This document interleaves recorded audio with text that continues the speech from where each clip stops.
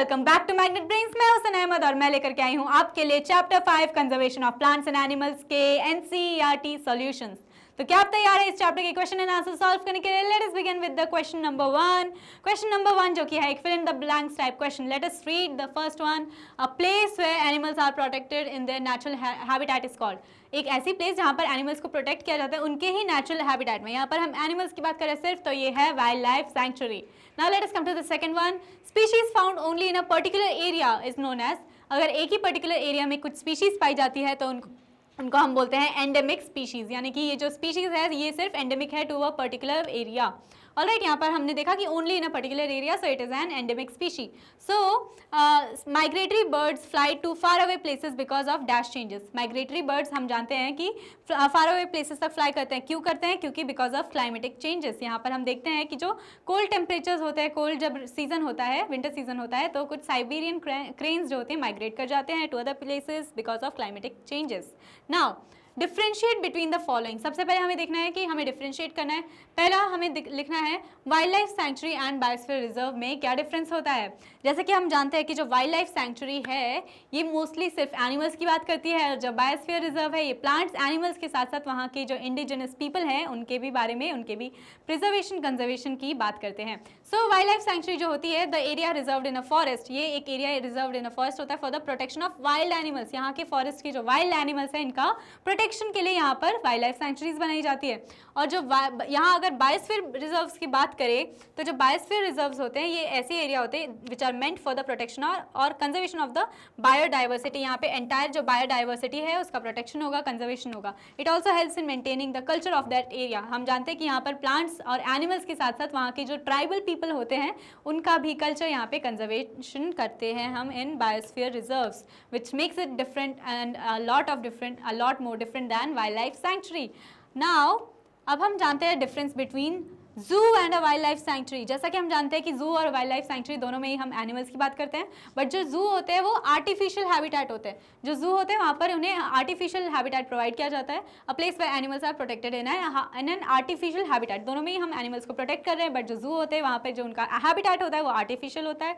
और जैसे कि फॉर एन एग्जीबिशन होता है, हम लोग वहाँ पर जाकर के विजिट कर सकते हैं। बट जो वाइल्ड लाइफ सैंक्चुरीज होती है ये प्रोटेक्टेड एरियाज होते हैं जहाँ पर animals live in the natural habitat. यहाँ पर एनिमल्स जो होते हैं वो अपने नेचुरल हैबिटेट में प्रोटेक्ट किए जाते हैं। Alright, so which makes a zoo different from a wild life sanctuary. All right, so अब हम जानते हैं difference between endangered and extinct species. जैसा कि हम जानते हैं कि एंडेंजर्ड एनिमल्स वो एनिमल्स होते हैं जो कि जिनका नंबर डिमिनिश कर रहा है बहुत ज़्यादा नंबर पर, और ये क्या हो रहा है, ये ऐसे लेवल पर इनका नंबर रिड्यूस हो रहा है कि दे माइट फेस एक्सटिंक्शन। ऐसा दिन आ सकता है कि जहाँ पर ऐसे जो एनिमल्स हैं ये एक्सटिंक्ट हो जाए फ्रॉम द प्लानट अर्थ। वहीं अगर जो अब हम एक्चुअल एक्सटिंक्ट स्पीशीज़ की अगर हम बात करें तो the species of animals whose number is zero, already उनका नंबर जीरो हो चुका है बिकॉज ऑफ जो भी चेंजेस इन द हैबिटेट है या फिर जो भी अदर कैलेमिटीज़ हो रही है इनकी वजह से इनका नंबर है जो है अभी अर्थ पर से वैनिश हो चुका है। और ऐसे एनिमल्स को हम बोलते हैं एक्सटिंक्ट, जैसे कि हमने देखे थे डायनासोर्स एंड डोडो। और वहीं अगर हम एंडेंजर्ड स्पीशीज़ की बात करें तो ऐसे एनिमल्स जिनका नंबर इतना ज़्यादा रिड्यूस हो रहा है कि they might face extinction. So which gives us the answer to this question. Now let us come to the difference between flora and fauna. जैसा कि हम जानते हैं कि जो फ्लोरा होता है ये हम उन प्लांट्स को बोलते हैं which are found in a particular area. जैसे कि हम जानते हैं जामुन, साल है, ये कुछ फ्लोरा है फॉर एग्जांपल, ये प्लांट्स है जो कि एक पर्टिकुलर एरिया में पाए जा सकते हैं, तो इनको हम बोलते हैं फ्लोरा। तो अब अगर हम फौना की बात करें तो ये एनिमल्स होते हैं, जहाँ पे फ्लोरा जो था वो प्लांट्स होता है। फौना की जो बात अगर हम करें तो ये एनिमल्स होते हैं which are found in a particular area, जैसे कि लेपर्ड, चीता, एलिफेंट, ये सारे एनिमल्स हैं which can be found in a particular area. So हम जानते हैं कि flora is different from fauna. और अब हम बात करते हैं क्वेश्चन नंबर 3 की, जहाँ पे हमें डिस्कस करना है द इफेक्ट्स ऑफ डिफॉरेस्टेशन। हमें डिफॉरेस्टेशन के इफेक्ट्स को डिस्कस करना है ऑन दी फॉलोइंग। जैसे कि सबसे पहले हम बात करेंगे कि डिफॉरेस्टेशन का क्या इफेक्ट होता है ऑन वाइल्ड एनिमल्स। तो सबसे पहले वाइल्ड एनिमल्स जो होते हैं इनमें क्या होता है कि जो ट्रीज एंड जो होते हैं ये हैबिटेट होते हैं वाइल्ड एनिमल्स का, है ना, as well as source of food होते हैं। जो ट्रीज होते हैं वो हैबिटेट भी होते हैं, सोर्स ऑफ फूड होता है फॉर द वाइल्ड एनिमल्स। तो डिफॉरेस्टेशन में क्या हो जाता है, deforestation leads to the destruction of natural habitats of wild animals. यहाँ पे जो वाइल्ड एनिमल्स है इनके जो नेचुरल हैबिटेट है वहाँ पे इसका डिस्ट्रक्शन हो रहा है। So it is an effect on the wild animals. अब हम बात करते हैं एनवायरनमेंट की, कि एनवायरनमेंट पे क्या इफेक्ट पड़ता है बाय डिफॉरेस्टेशन। तो डिफॉरेस्टेशन क्या करता है, इंक्रीज करता है टेम्परेचर को। जैसे हम जानते हैं कि ज़्यादा ट्रीज कट किए जाएंगे तो ज़्यादा कार्बन डाइऑक्साइड हमारे एटमॉस्फेयर में बच जाएगा, जिसकी वजह से ग्लोबल वार्मिंग हो सकती है, इंक्रीज इन टेम्परेचर हो सकता है, और यहाँ पर पॉल्यूशन भी इंक्रीज होगा, क्योंकि जो ट्रीज होते हैं वो नेचुरल अब्जॉर्बर्स होते हैं, ऑक्सीजन ज़्यादा रिलीज करते हैं, तो यहाँ पर पॉल्यूशन हो सकता है of the environment with the increase in the carbon dioxide level and decrease in oxygen. So it gives rise to global warming. It also lowers the level of groundwater. जैसा कि हम जानते हैं कि जो प्लांट्स होते हैं उनका वाटर साइकिल में एक बहुत बड़ा इफेक्ट होता है, और इसके अलावा भी they help to recharge the ground water, because जो ट्री के रूट्स होते हैं वाटर को अब्जॉर्ब करते हैं और ऑल्सो हेल्प करते हैं the water to seep through the soil. They allow the water to percolate through the soil and it gets the groundwater recharged. All right. So moreover deforestation decreases the soil fertility. अब हम क्या करते हैं, अगर deforestation होता है तो soil की fertility लो होती है, और जो soil होता है वो erode हो सकता है, because यहाँ पर जो roots होते हैं वो bind नहीं कर पाते हैं soil को, है ना, because roots naturally bind the soil to the place, to the area. तो क्या होता है कि अगर हम ट्रीज को कट करेंगे, ट्री के रूट्स नहीं रहेंगे, सॉइल जो होगी वो लूज हो जाएगी, और विंड या वाटर या नेचुरल कैलेमिटीज़ की वजह से जो सॉइल की टॉप लेयर है वो क्या हो जाएगी, वो वॉश्ड अवे हो जाएगी, वो वहाँ से हट जाएगी, और बचेगा hard rock layer of the soil, जो कि it won't be very fertile for the plants to grow. All right. So यहाँ पर so increase the chances of natural calamities. यहाँ पर नेचुरल कैलेमिटीज़ के भी चांसेस इंक्रीज हो रहे हैं, क्योंकि अब अगर सॉइल अब्जॉर्ब नहीं करेगी पानी तो यहाँ पर फ्लड्स कॉज हो सकते हैं, यहाँ पर डेजर्टिफिकेशन हो सकता है. All right. अब हम बात करते हैं कि विलेजेस पर क्या इफेक्ट पड़ेगा of deforestation. So villages, rural areas जो होते हैं, यहाँ पर क्या होता है, क्या अगर हम डिफॉरेस्टेशन करेंगे तो क्या होगा, डिक्लाइन इन रेनफॉल हो जाएगा, रेनफॉल में डिक्लाइन हो जाएगा, the decrease in soil fertility, soil की फर्टिलिटी डिक्रीज हो जाएगी, and the chances of natural disaster यहाँ पर ज़्यादा बढ़ जाएंगे. तो जैसा कि हम जानते हैं रेनफॉल कम होगी, बिकॉज जो सॉइल होती है, जो प्लांट्स होते हैं उनकी वजह से रेनफॉल्स आती है, क्योंकि यहाँ पर बहुत ज़्यादा ह्यूज नंबर ऑफ क्या होता है, ट्रांसपिरेशन होता है, इवेपोरेशन होता है, तो यहाँ पे डिक्रीज इन रेनफॉल हो जाएगा. टेम्परेचर भी यहाँ पर बढ़ जाएगा, बिकॉज पेड़ कम रहेंगे तो टेम्परेचर ज़्यादा रहेगा, पॉल्यूशन ज़्यादा बढ़ जाएगा, और डिक्रीज इन सॉइल फर्टिलिटी देखने को हमको मिलेगी. इसके अलावा जो सिटीज़ होते हैं, अर्बन एरियाज, यहाँ पर क्या होगा, डिफॉरेस्टेशन क्या करेगा, रिजल्ट करेगा इन ग्लोबल वार्मिंग. यहाँ पर जो ग्लोबल वार्मिंग होगी, टेम्परेचर राइज हो जाएगा, because of increase level of CO2, यहाँ पर टेम्परेचर राइज हो जाएगा, ग्लोबल वार्मिंग हो जाएगी. It also results in the increase in level of pollution. यहाँ पर पॉल्यूशन बहुत ज़्यादा बढ़ जाएगा. Hence deforestation affects the lives in cities. तो डिफॉरेस्टेशन सिटी वाली लाइफ को भी बहुत ज़्यादा ऑल्टर करेगा. इसके अलावा अगर हम अर्थ की बात करें तो डिफॉरेस्टेशन डिक्रीज करेगा fertility of soil. Fertility of soil यानी कि यहाँ पर ऑर्गेनिक मैटर कम हो जाएगा, बिकॉज ट्रीज वहाँ पर नहीं रहेंगी, और इसके अलावा जो सॉइल लेयर होगी वो इरोड हो सकती है, और बचेगी लेस फर्टाइल सॉइल, जिसमें हम प्लांट्स भी ग्रो नहीं कर सकते. So it changes the physical properties of the soil. All these changes result in desertification. यहाँ पर क्या हो सकता है, डेजर्टिफिकेशन हो सकता है, बिकॉज टॉप लेयर जो होगी वो इरोड हो जाएगी, और बचेगी एक hard layer of the soil which won't be even fertile to plant another tree. So the next generation पर डिफॉरेस्टेशन का क्या फर्क पड़ेगा. Deforestation will majorly affect the life of next generation की लाइफ को डिफॉरेस्टेशन अफेक्ट करेगा. The next generation will face problem at every step. हर step पर नेक्स्ट जनरेशन को प्रॉब्लम्स होंगी. क्लाइमेटिक कंडीशंस बहुत बुरी तरह से अफेक्ट होंगी, एडवर्सली अफेक्ट होंगी. इसके अलावा जो ट्रीज होंगी, यहाँ पर there will be a scarcity, यहाँ पर स्कैसिटी होगी of food, okay, and clean environment की यहाँ पर थोड़ी सी कमी हो जाएगी. और नेक्स्ट जनरेशन जो होगी, it won't be able to see most of the animal species due to habitat loss. हम देख सकते हैं कि डिफॉरेस्टेशन से हैबिटेट लॉस हो सकता है, एनिमल को फूड एंड शेल्टर की कमी हो सकती है, तो एनिमल का एक्सटिंक्शन भी हो सकता है, एनिमल लॉस हो सकता है. सो बहुत सारे एनिमल्स ऐसे होंगे जो फ्यूचर जनरेशन्स नहीं देख पाएंगे because of deforestation. All right. तो now let us come to question number 4. Question number 4 जो कि हमसे पूछता है, what will happen if we go on cutting trees. अगर हम ट्रीज को कट करते जाएं तो क्या हो सकता है. तो if we go on cutting trees then the temperature will increase to a greater extent. जो टेम्परेचर है वो बहुत ज़्यादा इंक्रीज कर जाएगा, बिकॉज कार्बन डाइऑक्साइड यहाँ पर अब्जॉर्ब नहीं होगा, और जो हमारा एटमॉस्फेयर है वहाँ पर टेम्परेचर इंक्रीज हो सकता है, क्योंकि कार्बन डाइऑक्साइड का लेवल बढ़ जाएगा. और हम जानते हैं कि जो कार्बन डाइऑक्साइड गैस है वो एक टेम्परेचर को इंक्रीज करने वाली गैस है. ऑलराइट. इसके अलावा the chances of natural disaster to occur will increase. Natural disaster के बढ़ने के, अकर होने के बहुत ज़्यादा चांसेस बढ़ जाएंगे. इसके अलावा the water cycle will get disturb. अब हम अगर ट्रीज़ को कट करते जाएँ तो हम जानते हैं कि जो वाटर साइकिल है वहाँ पर ट्रीज़ का एक बहुत इंपॉर्टेंट रोल होता है, क्योंकि ये इवेपोरेशन यानी कि ट्रांसपिरेशन में बहुत ज़्यादा हेल्प करते हैं. जो ट्रीज़ होते हैं वो वाटर रिलीज करते हैं into the environment, and a large number of trees will help the water cycle to continue. So यहाँ पर जो वाटर साइकिल है ये ऑल्टर की जाएगी, अफेक्ट हो जाएगी. अब इसके बाद में हम अगर बात करें कि the habitat of an animal is disturb, अगर हम किसी एनिमल के हैबिटेट को डिस्टर्ब करें तो क्या होता है, तो if the habitat of an animal is disturb then क्या होता है, the animal will lose their natural habitat. अब जो एनिमल है वो उनका नेचुरल हैबिटेट ही वो लूज कर जाएंगे। इसके अलावा it will reach the animals will reach the level of being endangered. अब जो एनिमल्स हैं उनका नेचुरल हैबिटेट उनसे छिन जाएगा, उनका फूड एंड शेल्टर उनसे छिन जाएगा, तो क्या हो जाएगा यहाँ पर वो एंडेंजर्ड स्पीशीज़ में आ सकते हैं, उनका नंबर बहुत ज़्यादा रिड्यूस हो सकता है, they can be in the verge on the verge of extinction, so वो एंडेंजर्ड स्पीशीज़ में आ सकते हैं। इसके अलावा मोस्ट ऑफ द एनिमल्स में be force to invade places meant for human living. अब अगर उनसे उनका हैबिटेट हमने छीन दिया तो उनको क्या करना पड़ेगा, उनको ऐसी ही जगह पर आना पड़ेगा जहाँ पर ह्यूमन सेटलमेंट्स हैं, जहाँ पर ह्यूमन्स लिव कर रहे हैं, तो क्या होगा, in search of food and shelter वो उस तरफ पे इन्वेड करने लग जाएंगे, which would be problematic for us, और उनके लिए भी ये प्रॉब्लमैटिक हो सकता है। So the top layer of soil is expose, अगर टॉप लेयर ऑफ सॉइल को इज एक्सपोज देन क्या होगा, if the top layer is expose then क्या होगा, the expose layer will lose all its nutrients, सारे न्यूट्रिएंट्स जो layer है वो अपनी सारे न्यूट्रिएंट्स को लूज कर जाएगी, स्पेशली द ह्यूमस। हम जानते हैं कि जो ह्यूमस होती है वो top most layer of the soil होती है, it is dark in colour and it is rich in organic matter. So ये जो अगर हम टॉप लेयर ऑफ सॉइल को एक्सपोज करेंगे तो क्या हो जाएगा, जो सॉइल की जो ह्यूमस लेयर है इट वुड बी ऑल्टर्ड, उसके it will lose all its nutrients, और the water holding capacity decrease हो जाएगी, है ना, कि क्योंकि हम जानते हैं कि सॉइल का एक न्यूट्रल वाटर होल्डिंग कैपेसिटी होनी चाहिए, इतनी कि वो वाटर को होल्ड भी कर सके और कुछ वाटर को पर्कुलेट सीप थ्रू अपने आप से पास होने के लिए भी हेल्प कर सके। सो डेजर्टिफिकेशन विल टेक प्लेस, और क्या हो जाएगा, डेजर्टिफिकेशन हो सकता है। अब अगर टॉप लेयर ऑफ सॉइल जो है अगर वो एक्सपोज की जाएगी तो फिर डेजर्टिफिकेशन भी हो सकता है, which will leave the hard layer of soil on top, और यहाँ पर हम फिर प्लांट्स भी ग्रो नहीं कर पाएंगे। सो अब क्वेश्चन नंबर 5 पर आ जाते हैं। We have to answer this question in brief. Why should we conserve biodiversity, हमें बायोडाइवर्सिटी को क्यों कंजर्व करना चाहिए, हमें इसलिए कंजर्व करना चाहिए क्योंकि the variety in life existing on the earth, their interrelationships, हमें जो हमारे अर्थ पर इतनी सारी वैरायटी है, उनके आपस में जो इंटर रिलेशनशिप है, इतने सारे मतलब लिविंग थिंग्स की जो वैरायटी है एग्जिस्टिंग लाइफ की इन दी अर्थ, उनमें आपस में क्या इंटर रिलेशनशिप्स है, प्लांट्स में, एनिमल्स में, बाकी सारे एनिमल्स में इन बिटवीन, और in the relationships with the environment, उनका एनवायरनमेंट के साथ में क्या रिलेशनशिप है, इसको रिफर किया जाता है एज बायोडाइवर्सिटी।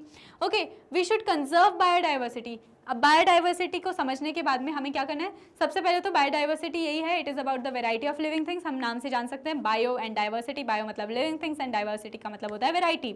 सो बायोडाइवर्सिटी मतलब वेराइटी ऑफ लिविंग थिंग्स, हमें क्या करना है, उनको स्टडी करना है, आपस में उनके कैसे रिलेशनशिप्स है, इसके अलावा उनका एनवायरनमेंट के साथ में कैसा रिलेशनशिप है, इन सब की नॉलेज को हम बोलते हैं बायोडाइवर्सिटी। सो अभी वी शुड कंजर्व बायोडाइवर्सिटी ताकि हम मेंटेन कर सके फूड चेन को। हम जानते हैं फूड चेन जो रहता है वो ये दिखाता है कि कैसे एक ऑर्गेनिज्म दूसरे ऑर्गेनिज्म पर डिपेंडेंट रहता है, और the disturbance in food chain में affect the entire ecosystem. Okay, एक लेवल में भी यहाँ पर अगर फूड चेन में डिफरेंस आता है तो पूरा का पूरा एंटायर जो इकोसिस्टम है वहाँ पर डिस्टर्बेंस क्रिएट हो जाता है, इसीलिए we should conserve our biodiversity. Next question is, अब हमें अगेन इसको भी आंसर करना है, protected forest are also not completely safe for wild animals. Why, जो प्रोटेक्ट कर रखे हैं हमने फॉरेस्ट वो भी completely सेफ नहीं है for wild animals. Why, because since capturing and killing of animals by poachers is still rampant in protected areas, they are not safe for wild animals. यहाँ पर प्रोटेक्टेड एरियाज में भी capturing and killing of animals अभी भी चल रहे हैं bye poachers. Alright, यहाँ पर अभी भी पोचर्स जो होते हैं वो एनिमल्स को किल कर रहे हैं, कैप्चर कर रहे हैं अपने काम के लिए। सो इसीलिए आज भी जो वाइल्ड एनिमल्स है वो कम्प्लीटली सेफ नहीं हैं। ऑलराइट, सो अब हम आते हैं पॉइंट सी पर जो कि हमसे पूछता है, some tribals depend on the jungle, how. कुछ ट्राइबल्स अभी भी जंगल पर डिपेंड करते हैं, कैसे? Some tribals depend on the jungle for the fulfilment of the basic needs of life such as food, medicine, clothing, shelter etcetera. अभी भी ट्राइबल्स जो होते हैं किस किस चीज़ों में डिपेंड करते हैं, अपने बेसिक नीड्स ऑफ लाइफ पर, जैसे कि अभी भी वो फूड अपना फॉरेस्ट से ही डिडक्ट करते हैं, मेडिसिन भी वो मेडिसिनल प्लांट्स से डिडक्ट करते हैं, क्लोथिंग, शेल्टर सब कुछ इनको फॉरेस्ट से मिल जाता है। Alright, so they depend on the jungle. So what are the causes and consequences of deforestation? अब बताएं कि deforestation के कॉजेज और कॉन्सिक्वेंसेज क्या हो सकते हैं? सबसे पहले तो द कॉजेज ऑफ डिफॉरेस्टेशन में be the following. Natural causes like forest fire हो सकते हैं, इसके जो कॉज है, ओके। ड्रॉट्स हो सकते हैं डिफॉरेस्टेशन के कॉज। इसके अलावा हम जो फैक्ट्रीज एंड हाउसेज बिल्ड कर रहे हैं वो भी कॉजेज हैं ऑफ डिफॉरेस्टेशन। इसके अलावा प्रोक्योरिंग लैंड फॉर कल्टिवेशन के लिए अगर हम लैंड को साफ कर रहे हैं तो वो भी एक कॉज हो गया डिफॉरेस्टेशन का। Making furniture and using wood as fuel, इसके लिए भी हम कट डाउन करते हैं ट्रीज को, and it is again a cause of deforestation. Alright, अब जो कॉन्सिक्वेंसेज होते हैं डिफॉरेस्टेशन के, ये तो बहुत ही एडवर्स होते हैं। सबसे पहले तो नेचुरल कैलामिटीज हो सकती है डिफॉरेस्टेशन से, जैसे कि फ्लड्स, क्योंकि हम जानते हैं कि जो ट्रीज के रूट्स होते हैं वो वाटर अब्जॉर्बेंट होते हैं। सो यहाँ पर क्या कहते हैं, नेचुरल कैलामिटीज के हम चांसेस बढ़ा रहे हैं bye deforestation. So increase in temperature of the अर्थ। अब डिफॉरेस्टेशन में क्या हो जाएगा कि जो कार्बन डाइऑक्साइड के जो लेवल्स है वो हमारे एनवायरनमेंट में इंक्रीज कर जाएंगे, जिसकी वजह से जो अर्थ का टेम्परेचर है वो इंक्रीज हो जाएगा, दैट इज ग्लोबल वार्मिंग। इसके अलावा change in physical properties of soil, जो सॉइल है उसकी फिजिकल प्रॉपर्टीज यहाँ पर चेंज हो जाएगी क्योंकि it will lose its organic matter. और a decrease in ground water level हो सकता है, यहाँ पर ग्राउंड वाटर लेवल डिक्रीज हो सकता है क्योंकि जो ट्रीज होती है वो हेल्प करती है the water to seep through the soil and percolate to the soil to recharge the ground water यहाँ पर। सो यहाँ पर डिक्रीज हो जाएगा ग्राउंड वाटर का बिकॉज यहाँ पर ट्रीज नहीं रहेंगी। और extinction of many flora and fauna, यहाँ पर बहुत सारे प्लांट्स एंड एनिमल्स का एक्सटिंक्शन हो जाएगा बिकॉज अब यहाँ पर कट डाउन अगर हम ट्रीज करेंगे तो फ्लोरा यहाँ पर लॉस हो ही रही है, और साथ साथ में फौना भी लॉस होगी क्योंकि जो एनिमल्स होंगे उनकी पूरी बेसिक रिक्वायरमेंट्स, फूड, शेल्टर, सब उनसे छिन जाएगा और यहाँ पर they can be on the verge of extinction. All right, so these are the consequences and causes of deforestation. अब हम बात करते हैं what is red data book. Red data book क्या होती है? So red data book is a source book, ये एक सोर्स बुक है which keeps records of all the endangered plants and animals. यहाँ पर रेड डेटा बुक में जो रहते हैं बहुत सारे पूरा रिकॉर्ड है कि कितने प्लांट्स और कितने एनिमल्स एंडेंजर्ड हैं। Alright, next is what do you understand by the term migration. Migration का क्या मतलब है? माइग्रेशन का मतलब, जैसा कि हम जानते हैं कि migration means the movement of a species, किसी भी एक स्पीशीज का मूवमेंट हो रहा है from its own habitat to some other place during a certain period of in a year for breeding और to overcome some climatic conditions. जैसे कि हमने देखा था example of a Siberian crane. यहाँ पर क्या होता है कि एक एनिमल अपने ओन हैबिटेट से किसी दूसरे प्लेस पर जा रहा है during a certain period of time ताकि उसको बेटर लिविंग कंडीशंस मिल सके, ओके, फॉर ब्रीडिंग और to overcome some climatic conditions. यहाँ पर जैसे हमने देखा था साइबेरियन क्रेन जो थी वो कोल्ड वेदर को कॉम्बैट करने के लिए वहाँ पर से माइग्रेट कर जाते हैं।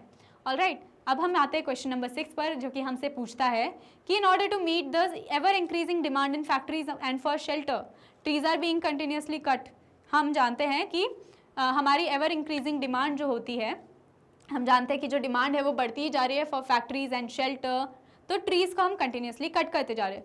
So is it justified to cut trees for such projects? क्या ये जस्टिफाइड है कि हम ट्रीज़ को इन प्रोजेक्ट्स के लिए कट कर रहे हैं?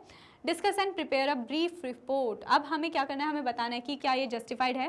सो we know that it's not justified. It's not justified to cut trees just to fulfil our needs, that is so selfish, right. हम अपने नीड्स को, जस्ट अपने नीड्स को फुलफिल करने के लिए पूरे ट्रीज को हम कट डाउन कर रहे हैं। Trees are known as the lung of the earth. हम जानते हैं कि ट्रीज को हम लंग ऑफ द अर्थ बोलते हैं, क्यों? क्योंकि हमें कार्बन डाइऑक्साइड को, वो ट्रीज जो होते हैं वो अब्जॉर्ब कर जाती है कार्बन डाइऑक्साइड और हमें ऑक्सीजन रिलीज करके देती हैं। So it is the lung of the earth. They are the habitat for many living organisms. ये हैबिटेट है for many living organisms, alright, including animals. They give us oxygen, हमें oxygen देते हैं और oxygen और कार्बन डाइऑक्साइड का एक balance maintain करते हैं in our environment. They firmly bind the soil. यहाँ पर हम जानते हैं कि सॉइल को वो बाइंड करके रखते हैं। It saves it from the erosion of the soil and hence prevent soil erosion. They also reduce the chances of natural disasters. वो नेचुरल डिजास्टर्स को भी रिड्यूस करते हैं, जैसे कि फ्लड्स, ड्रॉट्स, डिजर्टिफिकेशन, ये सारी चीज़ों को ट्रीज जो होते हैं वो रोक करके रखते हैं। और they help conserve our rich biodiversity. Trees की वजह से हमारी जो रिच बायोडाइवर्सिटी है इसको भी वो कंजर्व करके रखते हैं। कितने सारे एनिमल्स को वो शेल्टर एंड फूड प्रोवाइड करते हैं। So the cutting down of trees causes and increase in carbon dioxide. जैसा कि हम जान सकते हैं कि अगर ट्रीज कार्बन डाइऑक्साइड को अब्जॉर्ब नहीं करेंगे तो जो हमारा एनवायरनमेंट है उसमें कार्बन डाइऑक्साइड के लेवल्स बढ़ जाएंगे, और carbon dioxide is a gas that can increase the temperature और which results in global warming. Moreover it causes soil erosion, floods, greenhouse effect होता है which will increase the earth's temperature. So ये बहुत ही ज़्यादा हमारे लिए problematic हो सकता है। Hence trees must be protected, इसलिए हमें ट्रीज को प्रोटेक्ट करके रखना चाहिए। ऑलराइट, अब हम आते हैं क्वेश्चन नंबर 7 पर, जो कि हमसे पूछता है how can you contribute to the maintenance of green wealth of your locality. जो हमारी ग्रीन वेल्थ है, हमारे जो ट्रीज है, इसको हम कैसे कंट्रीब्यूट कर सकते हैं कि हम इसको मेंटेन कर सकें? Make a list of actions to be taken by you. हम क्या क्या एक्शंस कर सकते हैं to maintain our green wealth? सबसे पहले by taking up the following actions, I can contribute to the maintenance of green wealth of my locality by, सबसे पहले हम क्या कर सकते हैं? प्लांटिंग सैपलिंग्स एंड ट्रीज, हम जितने हो सके उतने ज़्यादा हम ट्रीज को, सैपलिंग्स को प्लांट कर सकते हैं। इसके अलावा not throwing the garbage on the streets, अगर हम गार्बेज इधर उधर लिटर नहीं करें तो भी एक क्लीन एनवायरनमेंट हो सकता है, जो कि हमारे ग्रीन वेल्थ को प्रोटेक्ट करने के लिए बहुत इंपॉर्टेंट है। इसके अलावा forbidding others to cut trees, हमें दूसरों को भी रोकना है फ्रॉम कटिंग डाउन ट्रीज। और making people aware of the significance of clean and green environment, हमें लोगों को खुद के साथ में खुद को भी एजुकेट करना है, इसके अलावा दूसरों को भी हमें बताना है कि कितना ज़्यादा हार्मफुल हो सकता है कटिंग डाउन ट्रीज। तो हमें making people aware, we need to make others aware, हमें दूसरों को भी अवेयर करना है about the adverse effects of cutting down trees and significance of clean and green environment, हमें दूसरों को भी बताना है कि क्लीन एनवायरनमेंट, ग्रीन एनवायरनमेंट कितना ज़्यादा इंपॉर्टेंट है। और वाटरिंग द प्लांट्स रेगुलरली, हमें रेगुलरली चेक करना है कि हम जो प्लांट्स हमने ग्रो किए हैं उनको हम वाटर कर रहे हैं, दे आर सर्वाइविंग वेल, और ये सारी चीज़ें हमें चेक करनी है, मेंटेन करना है and taking proper care of them, हमें उनकी एक प्रॉपर केयर करनी है। और फाइनली हमें रीयूज़ करना है, रिसाइकल करना है पेपर को, जितना हो सके हमें पेपर का यूज़ भी रिड्यूस भी करना है, और अब जितना हो सके हमें उसको रीयूज़ भी करना है, और फाइनली हमें रिसाइकल करने का भी ऑप्शन हमारे पास है। हम जानते हैं कि एक पेपर को हम 5 से 7 बार रिसाइकल कर सकते हैं। Okay, so reusing and recycling paper to save trees, energy and water. So ये कुछ स्टेप्स है जो कि हम यूटिलाइज कर सकते हैं to maintain the green wealth of our environment. अब हम आते हैं क्वेश्चन नंबर 8 पर। क्वेश्चन नंबर 8 जो कि हमसे पूछता है कि explain how deforestation leads to reduced rainfall. अब डिफॉरेस्टेशन से रेनफॉल कैसे रेड्यूस हो रही है? तो trees give a huge amount of water in the form of water vapour. हम जानते हैं कि ट्रीज जो होते हैं ट्रांसपिरेशन के थ्रू बहुत सारा amount of water in the form of gaseous form of water vapour को रिलीज करती है during transpiration. So the reduction of water vapor affects cloud formation and thus results in less rainfall. अब अगर कम trees होंगी तो कम transpiration होगा, यानी कि कम वाटर इवेपोरेट होगा। अब कम वाटर इवेपोरेट होगा तो लेस क्लाउड फॉर्मेशन होंगी एंड दस फाइनली लेस क्लाउड फॉर्मेशन यानी कि लेस रेनफॉल यहाँ पर होगी। ऑलराइट, सो ट्रीज जो होते हैं वो डिफॉरेस्टेशन में क्या हो जाएगा कि रेड्यूस्ड रेनफॉल हो जाएगी। ऑलराइट, नाउ क्वेश्चन नंबर 9 की बात करते हैं। Find out about the national parks in your state. हमारे स्टेट में कौन से नेशनल पार्क्स हैं? सो identify and show their location on the outline map of India.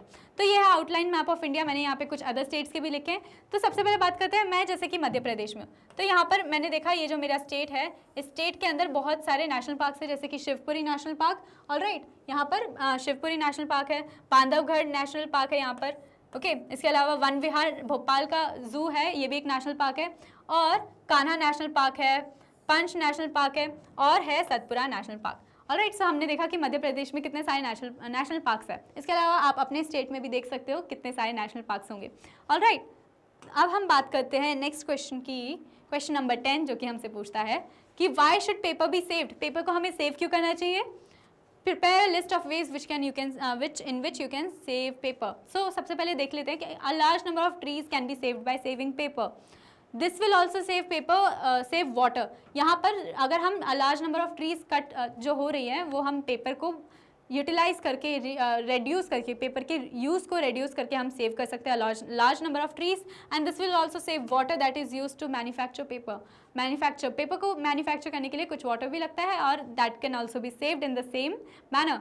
और moreover the harmful chemicals used in paper making will show the least effect on human beings. अब यहाँ पर बहुत सारे हार्मफुल केमिकल्स भी use होते हैं to make paper, तो यहाँ पर मैन्युफैक्चर पेपर करने के लिए जो केमिकल्स है उनका यूज़ कम होगा, वाटर का यूज़ कम होगा और एनर्जी भी कम लगेगी। दैट्स वाई हमको पेपर का यूज़ रिड्यूस करना है और पेपर जितना हो सके हमें रीयूज़ करना है और रिसाइकिल करना है। ऑलराइट, हम जानते हैं कि जो पेपर है उसको हम 5 से 7 बार रिसाइकिल कर सकते हैं।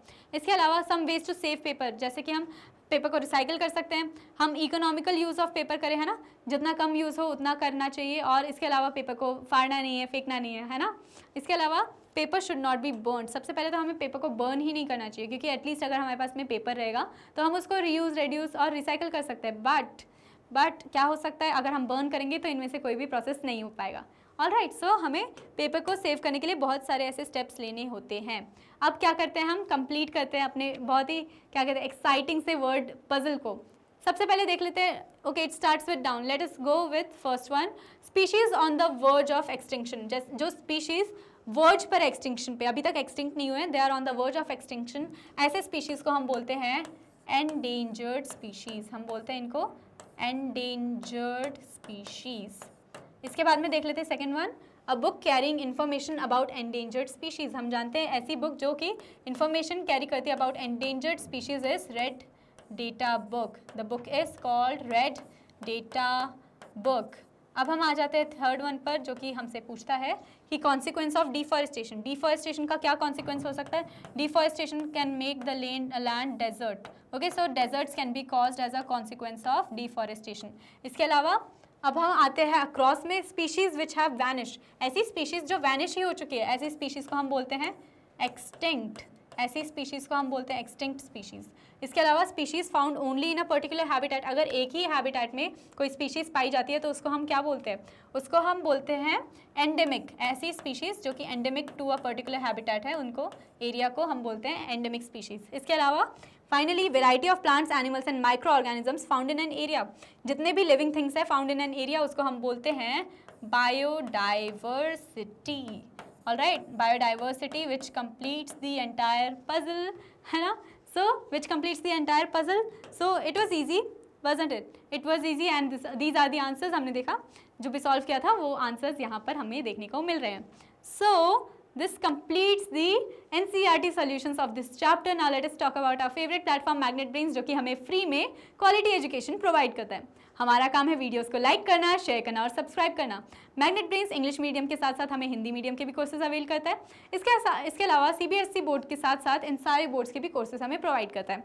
मैग्नेटब्रेन्स also provides other courses like Vedic maths, crash course and spoken English. हमारे ई बुक्स और ई नोट्स की लिंक आपको डिस्क्रिप्शन बॉक्स में मिल जाएगी. मैग्नेटब्रेन्स इन सारे प्लेटफॉर्म्स पर प्रेजेंट है, अवेलेबल है. Thank you for watching this video. Stay tuned.